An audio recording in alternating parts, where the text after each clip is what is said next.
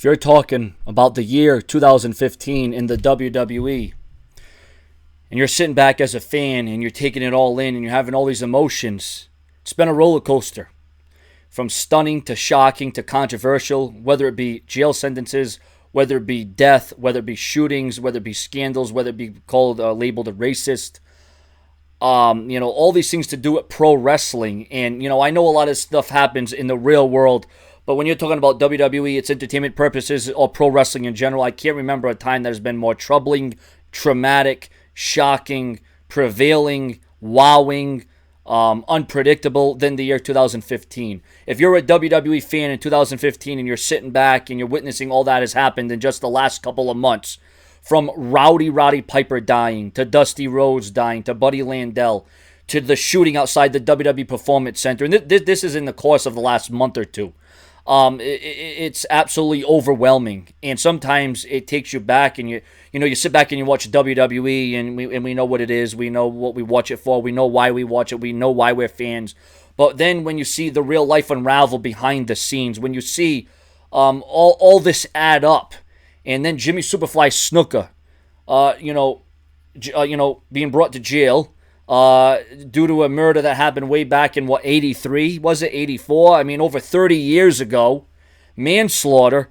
And now they want to put a 72-year-old in jail. And on top of that, Jimmy Superfly Snuka dealing with stomach cancer. I think it was stomach cancer. And I hope he's battling the fight, and I hope he's winning. But if he did do that, if he did kill his girlfriend, if he did do it, and if they can commit to it and have the facts, the evidence, and the proof, and 100% without any denial say that he did it, well, then obviously he deserves to be jailed no matter how old he is. I am just very shocked and saddened by all these things that have happened. And it's actually all the things that have happened behind pro wrestling, behind the WWE, that really, takes you back, and it's like, geez, when is there going to be, some hope? When there's going to be some positivity? When is there going to be a turnaround? When is something good going to happen that isn't so out of line? Because this is outrageous. I mean, all these deaths and jail sentences and manslaughter and naked photos and being called a racist, Hulk Hogan, it's almost too much to handle. And arguably, in my opinion, if you're a WWE fan in 2015, it's one of the roughest, toughest, hardest times to sit back and be a professional wrestling fan.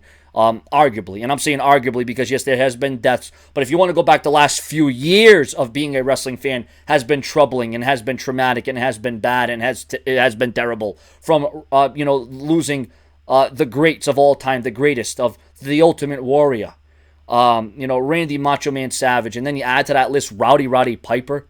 And then they erase Hulk Hogan from the history books.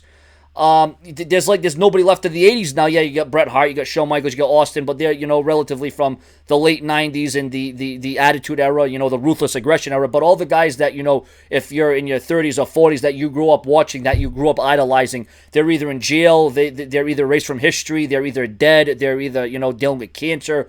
All these things are mounting up, and it's mounting up to be this dark cloud over pro wrestling in 2015 that just isn't going away. And I hope there's something that's going to happen that's going to transform, that's going to progress into something better, something more significant, something that, catches our eye, catches our attention in a better way, a more positive way, an uplifting way, because we need a different aura, we need a different attitude, we need a different feeling as professional wrestling fans, because right now with all these deaths and scandals and racism and running rampant in WWE and the shooting outside the WWE Performance Center to the killings outside the WWE, like I said, I can't even, come to grips. I can't even wrap my hand around all that has transpired in just the last couple of months alone.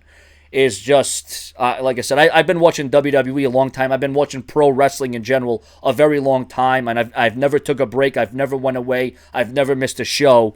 And I can't remember a time more troubling and traumatic and controversial than 2015.